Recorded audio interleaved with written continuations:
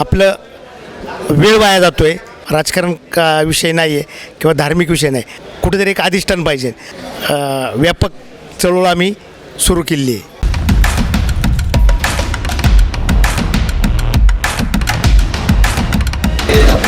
प्रेक्षक हो, मंडल न्यूजमध्ये मी अनिता काळे आपलं सगळ्यांचे स्वागत करते. सध्या एक अधिवेशन अमरावती शहरामध्ये होऊ घातलेलं आहे. मंदिर वाचवा धर्म वाचवा या टायटलखाली आपल्यासोबत या चर्चेमध्ये सहभागी होतात आहेत ॲडव्होकेट सुरेश कौदरे सर. हे पुणे येथील भीमाशंकर देवस्थानाचे अध्यक्ष आहेत. आणि सर, तुमचं आमच्या मंडल न्यूजमध्ये स्वागत आहे. मला सांगा, हे अधिवेशन जे इथे होऊ घेतलं आहे, उद्देश काय? आज या अधिवेशनाची गरज का पडली? महाराष्ट्र मंदिर न्यास हा जो आम्ही महासंघ स्थापन केलेला आहे, आम्ही मागच्या वेळेला जळगावला जानेवारीमध्ये 2023ला मंदिर महासंघ म्हणून एक स्थापन केलेलं आहे. आणि त्याचीच व्याप्ती म्हणून ह्या वेळेला आम्ही अमरावतीला हे अधिवेशन एक दिवसीय बोलवलेलं आहे. यापूर्वी आम्ही जळगावला 3 दिवसाचं होतं. त्याच्यानंतर आम्ही पुणे येथील ओझर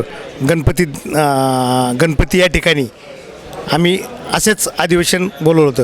उद्देश एवढाच आहे की मंदिर महासंघ आम्ही जो स्थापन केलेला आहे, की त्याचा खरा उद्देश की प्रत्येक टपरीधारक संघटना असेल, अनेक कामगार संघटना असेल, प्रत्येकाची एक संघटित शक्ती असते.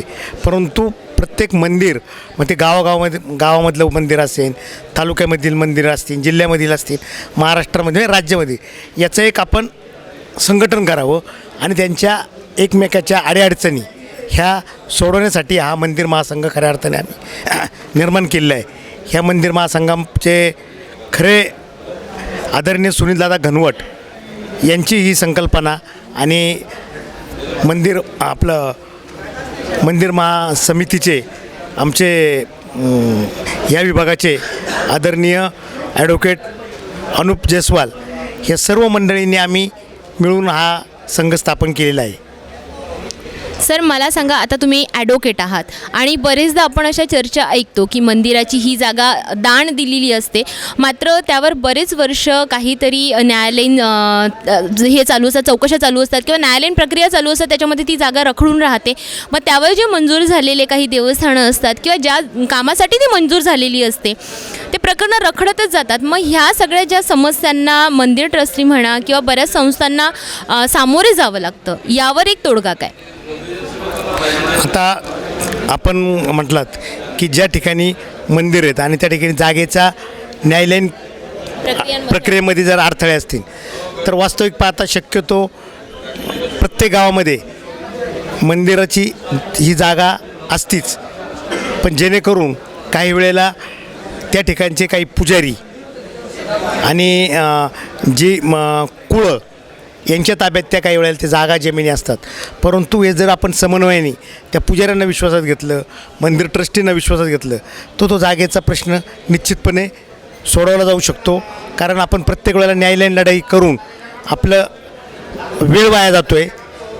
आणि एकत्रितपणे आपण जर समन्वयाने पुजारी विश्वस्त यांना घेऊन हे जर निर्णय घेतले, तर खऱ्या अर्थाने लवकरात लवकर निर्णय होऊन त्या मंदिराचा जीर्णोद्धारसुद्धा होऊ शकतो, त्या परिसराचा विकास होऊ शकतो. म्हणूनच खऱ्या अर्थाने आम्ही महाराष्ट्र मंदिर महासंघ हा स्थापन केलेला आहे. आणि ज्या ठिकाणी ज्या गावामध्ये, ज्या तालुक्यामध्ये अशा काही मंदिरांच्या ज्या डेव्हलपमेंटसाठी ज्या अडचणी निर्माण होतील, तिथे आम्ही सहभागी होऊ.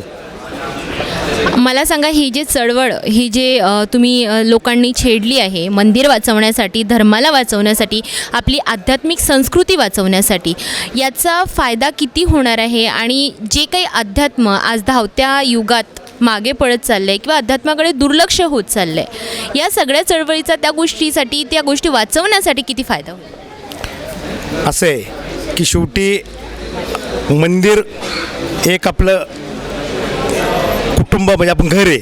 आणि ज्या मंदिरामध्ये आपण जातो त्या ठिकाणी आपल्याला एक सुख समाधान मिळतं. आणि मंदिर संरक्षण करणं ही सर्वस्वी जबाबदारी आपल्या सर्वांची आहे. त्यानिमित्ताने एक प्रमुख आपण विश्वस्त मंडळ म्हणून नेमलं जातो आणि तो कामकाज पाहिलं जातं.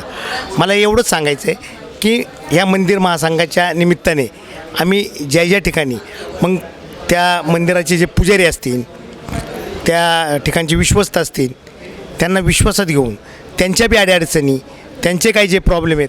आता तुम्हाला मी एक उदाहरणार्थ काही सांगू इच्छितो की काही अशी खेडेगाव आहेत की त्या खेडेगावामध्ये आपलं कुलदैवत असतं.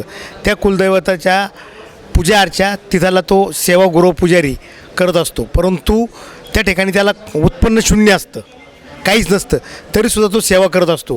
परंतु अशा वेळेला त्यांना संरक्षण मिळणं, संरक्षण देणं ही सर्वस्वी जबाबदारी त्या विश्वस्तांची असते आणि त्या विश्वस्तांना सहकार्य करण्याची जबाबदारी मंदिर महासंघाने घेतलेली आहे. म्हणूनच आज हा मंदिर महासंघ गेले 1 वर्षामध्ये आम्ही जो स्थापन केला आहे हा फार मोठ्या प्रमाणात याचं कार्य सुरू झालेलं आहे. वास्तविक पाहता याच्यात आम्हाला राजकारण का विषय नाही आहे किंवा धार्मिक विषय नाही, परंतु एक सुख समाधान की जेणेकरून आपली एक हिंदू संस्कृती तिचं जतन राहील आणि मंदिरं ही एक आपलं कुटुंब टाईप, आपले घरा टाईप आपल्याला एक म्हणजे आपण त्याला एक म्हणतो किंवा एक अधिष्ठान, कुठेतरी एक अधिष्ठान पाहिजे आणि मंदिरामध्ये एक सुख शांतीने एक अधिष्ठान मिळू शकतं. म्हणूनच ही व्यापक चळवळ आम्ही सुरू केली आहे. नक्कीच संस्कृतीचं जतन, संस्कृतीकरण म्हणा की या सगळ्या तुमच्या चळवळीतून तुम्हाला करायचं आहे, तुमच्या सगळ्या पदाधिकाऱ्यांना करायचं आहे, जेणेकरून अध्यात्म आणि संस्कृतीपासून आपण कुठेही दूर जाता कामा नये आणि ती आपल्याला वाचवता यायला हवी.